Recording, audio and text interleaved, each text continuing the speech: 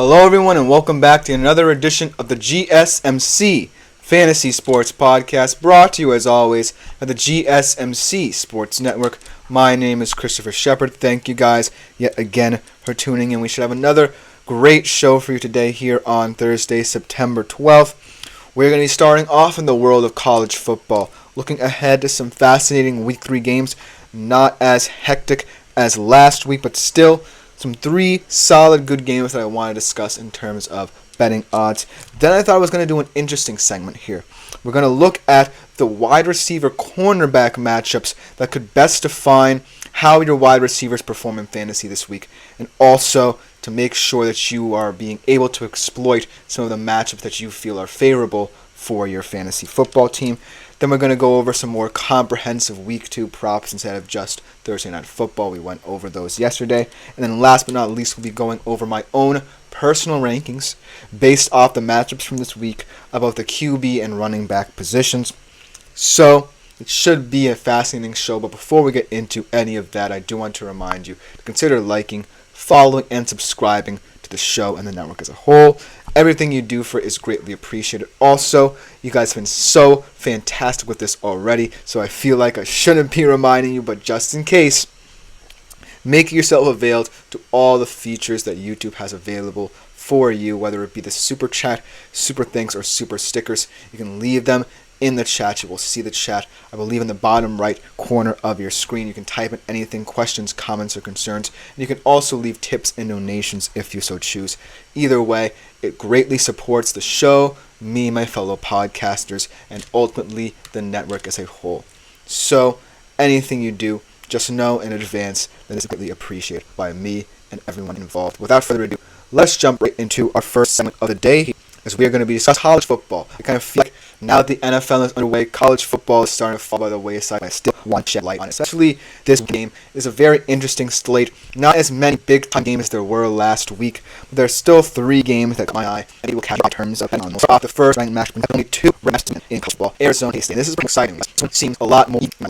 And when you are you and both teams really have cancel each other. I think this will come down to Arizona performance, how Kansas State performs. Let's look at the current odds right now. KSU actually 8.5 minus from 20, and Arizona is plus 2. So they're actually a heavy favorite. Now, I think that the reason why it's a heavy favorite is A, because they're at home, and B, because it's technically a non-conference. This game doesn't matter much. There's some contact disputes early on when Arizona is starting to become a big team. This game is not over much people think. Still, it's a barometer Arizona has a bar that Arizona would like to pass, because it will be Big 12 foes in the very near future, even though this game won't mean as much in the conference standings. Let's talk about each team's chances. Arizona, obviously, the offense. We saw in Week 1, Tyrell Michael have one of the best performances by a college football wise, perhaps in many years. One of the best that I can remember. 10 catches, 304 yards. No feet. Their neck is undeniable. Put together some middle school and carry over the season. Hopefully, carry over into the college. Then there were concerns. Last week, against Northern Arizona, only able to put 22 points, and Darrell McMillan only had 11 yards on 2 catches. So that variability and vulnerability of the Arizona offense definitely showed through. Whereas KC, their defense, even though had a scare against the lane, they made some big-time plays. They had that fumble recovery for touchdown in fourth that really allowed them to settle in and see out that win. But at the end of the day, the bottom line is that kind of strength versus strength situation will be what determines this game at the very least. Because of the strength of both these units, I think Arizona's offense will find winning in this game, and K-State's defense will be timely. They have a lot of guys, like I said when I previewed them, they're not necessarily guys who consider, the best of the best in terms of defensive, but they're solid, hardcore guys who kind of have the chip on their shoulders because they weren't necessarily recruited by many big names in college football. So they always play that physicality. I love Marcus Seigel, I love Ben Mott, I love Austin Bowman, and Austin Moore. A lot of guys that wreak havoc up front. Look for them to try them. And then look at Arizona, they're just going to want to feed. This one want him in the perimeter, at him vertical, Kansas State deep. And then these two teams' weaknesses, I don't necessarily think that big a weakness, but Arizona State's defense and Kansas State's offense would portend to the weaker of the two units. Arizona State's defense still in good place. I love Dakar David. Could be a first-round draft, 2025 draft. Fantastic ball skills, instincts. But on the other side of the coin, you have guys that are really hopeful, like linebacker Genesis paired with Davis in the backfield there in the secondary. So it's all going to be about, can Arizona's defense really hone in on stopping what is a new look kind of Kansas State offense. Kansas State's offense, it's all about Avery Johnson and DJ Giddens. Can Avery Johnson stay on schedule, and can DJ Giddens really be a difference maker? Because when I think of the Kansas State offense, there really is any more guys who I believe that stand out more than those two. I think it's just those two that are really integral parts of this offense as a whole. That being said, I think it's going to be an interesting game. I will say that Arizona will cover, but I can't be sure if they win this game just because of the timeliness of Kansas State's defense. I want to be aggressive. I want to hone in on them early and keep him quiet. So I feel I'm going to take Kansas State here. I'm kind of upset because I was really high on Arizona this year, but at home, kind of want to set the tone that hey, we'll be big well for Arizona. We still rule the roost. We are looking to be big world champions. It will be a statement win for them. Now let's transition to a weird non-conference game here. that really should be a blowout, but I kind of want to see how this game plays out. Alabama, Wisconsin. Alabama will be at home, the favorite by 9.5. The money line is -3.8.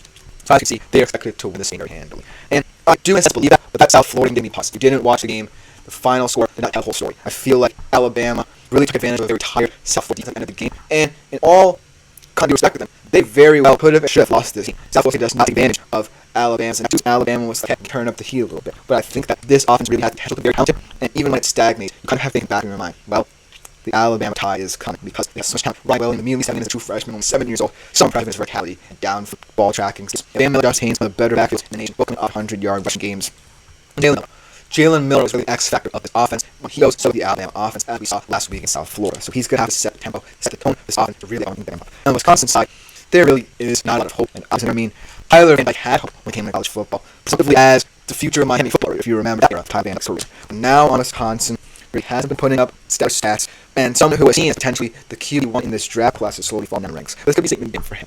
If he really comes out swinging, even though very limited in their passing, really over-relying on the tight ends, I feel like this game is going to have to be more about possession offense for Wisconsin. They can need teams that keep Alabama's high-flying offense up, then maybe they can get something. But other than that, we really don't have much hope for Wisconsin's offense against what should be a revamped Alabama offense and defense. They are looking to come off of what should have been disappointing for them. I'm on stick with them, and they'll be hungry to get a non-conference win, no matter how unimportant it may seem on the schedule. A non-conference win is a non-conference win at the end of the day. And I do believe that Alabama should handle their business here, get the win at home, be very comfortable. And for Wisconsin, I don't know how the season's going to look for them. I don't know how they're going to get the best out of Tyler Van Dyke this season's career. Let's go to the other ranked matchup to close out this segment here. Boston College against Missouri. With Boston College being ranked on the vanguard at the start of the college football season, they have earned it. They have looked fantastic against both Florida State teams. They have players on offense who can really utilize their strength so many different ways. They kind of remind me of a better South Florida when I think about it, because Byron Brown compared to Thomas Castellanos, we think about, yeah, they have the ability, but Thomas Castellanos views it better. He knows when he wants to have design runs. He knows when he wants to kind of maintain the strength off to one of his running backs, Kai Rocho, will transfer Trayshawn Wood. And then their defense, man, really, really impressive. Especially the run defense as a whole, really impressive in terms of stopping and limiting what portended to be Florida State's biggest strength of offense at the running back division. The shutdown guy Lawrence Toafili has been a stalwart college football running back for the past several years. Was really exciting to see. I loved that. Whether it be Donovan Ezewaku, one of their leading tackles season, a guy who I'm very familiar with. Shout out to him because he graduated from my high school. George Brooks and Camp Arnold at the linebacker position. I really like the depth and what Bill Braun had supplement his message with at Boston College. But they are facing an underrated team, not only in the SEC, but all of college football in Missouri. And the reason why they're underrated is because there are a lot of questions about their defense, especially going into the first ranked leagues. Like all the pieces they have had to replace both Darius and Chop Robinson up front. And they did it. And Johnny Walker in the lead. As edge rush, and they got Corey Flagg, a transfer from Miami, who's leading away in tackles, and T. Phelps, and Toriano Pride Jr., Clemson transfer as well in the secondary. They're really trying to emphasize the fact that this defense is not going anywhere. I trust them. They are 17.5 point favorite, or under is 54.5. I would pick both. I think Boston College, for the most part, to be close early in the contest, but I think the ball control side offense will work against Missouri, who just wants to run you off the field. So therefore, I think that all of these games kind of have a clear favorite. The one I'm kind of about is Arizona KC. But let me know what you think in the comments. This is going to be one of those weeks college football where you're probably looking for an upstart. But other than that, it should be an interesting week to see. Let me know what you think in the comments. But coming next, I'm going to dive into interesting that we've done before on this show. Talk about quote-unquote shadow report. Which wide receiver quarterback map you want to exploit in terms of fantasy football implications for your fantasy football team. We'll be right back after this break to talk about that.